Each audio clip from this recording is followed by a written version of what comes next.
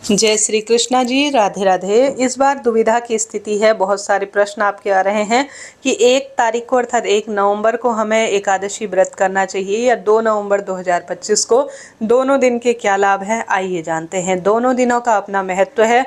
एक दिन तो प्रथम दिन जो देवउठान एकादशी है और दूसरे दिन त्रिस्पर्शी एकादशी मिल रही है, द्वादशी युक्त एकादशी मिल रही है। तो कौन सा व्रत हमें धारण करना चाहिए?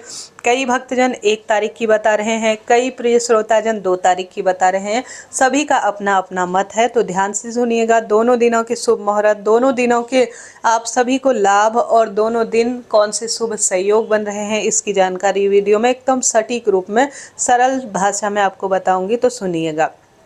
जैसा कि शास्त्रों में कहा जाता है, एकादशी व्रत सबसे उत्तम है और यह जो एकादशी है यह सर्वश्रेष्ठ है, साल की सबसे बड़ी एकादशी है। आप अगर इस दिन से एकादशी व्रत करते हैं तो भी बहुत सुंदर इसका परिणाम मिलता है। इसी दिन तुलसी विवाह भी किया जाता है। कई भक्तजन जो है देवउठान एकादशी के दिन तुलसी विवाह करते हैं, कई जन द्वादशी के दिन तुलसी विवाह करते हैं, कई श्रोताजन जो है सुंदर रूप में कार्तिक पूर्णिमा तक किसी भी दिन अपनी इच्छा सामर्थ्य अनुसार दिन बार देखकर, जिस दिन उनका व्रत उपवास होता है उस दिन तुलसी विवाह कर देते हैं, अपनी इच्छा है। इस बार मैं बात कहूँ कि 1 नवंबर 2025 को एकादशी तिथि जो कार्तिक शुक्ल पक्ष की है वह शुरू होगी 1 नवंबर शनिवार सुबह 9:12 से। एकादशी तिथि समाप्त होगी 2 नवंबर रविवार सुबह 7:31 के आसपास। देखिए, सभी पंचांगों में, कैलेंडर में और अबूझ मुहूर्त के रूप में, व्रत के रूप में 1 नवंबर शनिवार का ही दिया हुआ है, परंतु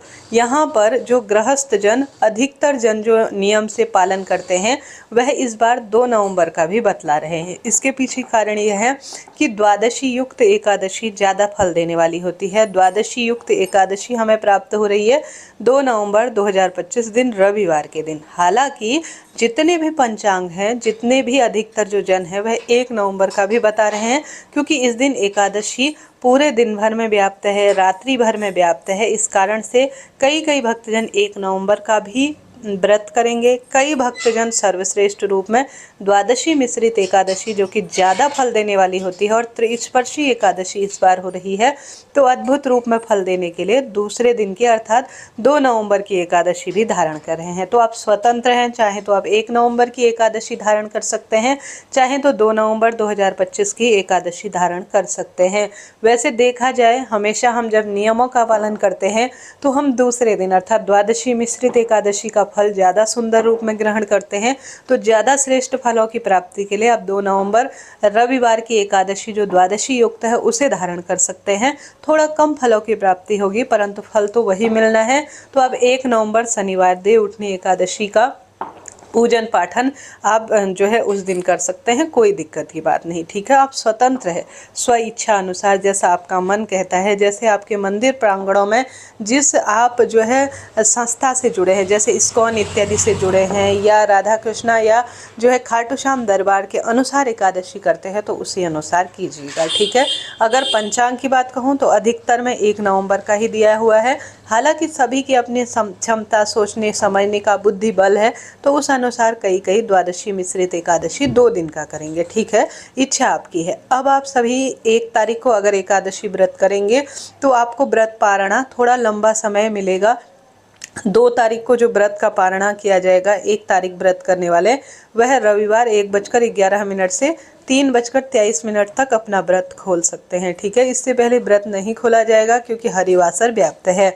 अब 1 नवंबर शनिवार को जो है विशेष तौर पर भद्रा का भी साया है 1:27 से अगले दिन सुबह 7:31 के आसपास। इस दिन 1 नवंबर को राहु काल सुबह 9 बजे से लेकर 10:30 बजे तक है।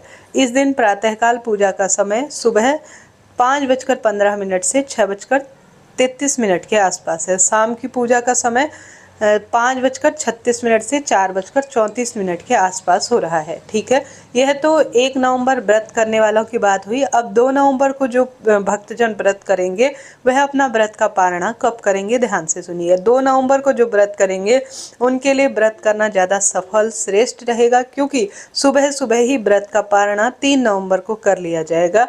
तो इच्छा आपकी है। एकादशी के जो नियम होंगे उनका पालन तो आपको पूर्ण रूप से जो है 1 नवंबर जब से एकादशी तिथि शुरू हो जाएगी तब से ही आपको पालन के रूप में करना होगा। जैसे आपको तुलसी पत्र नहीं तोड़ना होगा, इस बात का ध्यान रखना है। तुलसी में जल देना भी ठीक नहीं रहेगा, यह भी श्रेष्ठता के रूप में नहीं माना जाता। वैसे भी कम ही जल दिया जाए, रविवार का दिन है शनिवार का, तो ज़्यादा श्रेष्ठता रहेगी। अब रविवार के दिन आप सभी तुलसी पूजन कैसे करेंगे? सामान्य रूप से जल न चढ़ाते हुए सिर्फ दीप दान कर तुलसी माता की पूजा परिक्रमा की जा सकती है। रविवार के दिन कोई दिक्कत की बात नहीं है। इसके साथ साथ कई भक्तजनों के प्रश्न आते हैं कि दीदी रविवार के दिन हम सभी तुलसी विवाह कैसे कर सकते हैं? तो देखिए, इन तिथियों पर जल चढ़ाने की जो है ज़्यादा इतनी कोई दोष नहीं लगता है। सामान्य रूप से देखा जाए तो अन्य दिनों तो दोष लगता है, परंतु रविवार के दिन आप अगर तुलसी विवाह करते हैं तो उस दिन तो ऐसा कोई दोष नहीं लगेगा। आप जल जो है ना चढ़ाते हुए सिर्फ सिंदूर दान करें, और जो है मैंने विधि इसकी नियम से बताई है, इसमें कोई दिक्कत की बात नहीं है। तो चिंता टेंशन नहीं, आप रविवार के दिन तुलसी विवाह कर सकते हैं। आप यह भी कर सकते हैं कि 1 नवंबर को शनिवार को तुलसी विवाह कर लीजिए और दूसरे दिन की अर्थात 2 नवंबर की एकादशी व्रत को धारण कर सकते हैं।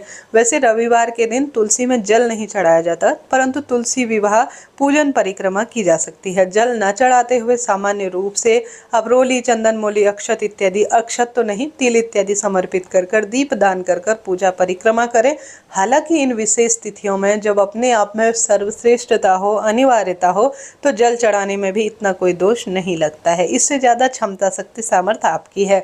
अब 2 नवंबर को जो व्रत करेंगे वह पारण कम करेंगे, वह 3 नवंबर को अपना व्रत खोलेंगे और सुबह 6:34 से 8:46 तक अपना व्रत करेंगे। इस दिन सर्वार्थ सिद्धि योग, त्रिपुष्कर योग का निर्माण हो रहा है।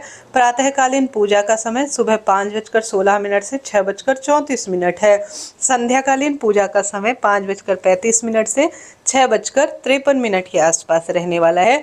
तो कुल मिलाकर 2 तारीख का दिन ज़्यादा श्रेष्ठ और शुभता है। त्रिपुष्कर योग में किया गया पूजन पाठन हमें 3 गुना अधिक फल देने वाला होता है। इस दिन अमृत सिद्धि योग भी हो रहा है निर्माण के रूप में। अभिजीत मुहूर्त इस दिन अपने आप में 11:42 से 12:27 तक हो रहा है। तो चमत्कार अपने आप में अद्भुत है। आशा है, उम्मीद है आप समझ गए होंगे। कोई प्रश्न हो तो आप पूछिएगा।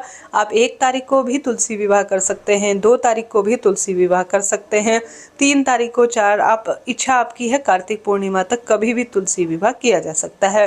अब प्रश्न आता है कि जैसे मैंने बताया, जल न चढ़ाते हुए, जैसे रविवार के दिन जल नहीं चढ़ाना है, तुलसी विवाह सामान्य रूप से किया जा सकता है। आप चाहें तो एकादशी अर्थात शनिवार को कर सकते हैं, उस दिन जल न चढ़ाने का भी नियम रह जाएगा। रविवार को करते हैं तो तुलसी में जल न चढ़ाएं। सामान्य रूप से आप जो है जैसा मैंने विधि भी बताई है उस तरह से भी आप कर सकते हैं। तुलसी में जल न चढ़ाते हुए सामान्य पूजा, परिक्रमा इत्यादि की जा सकती है। आशा है, उम्मीद है मैंने आपके सभी प्रश्नों का उत्तर दे दिया होगा। अभी के लिए इतना ही। राधे राधे, जय श्री कृष्ण।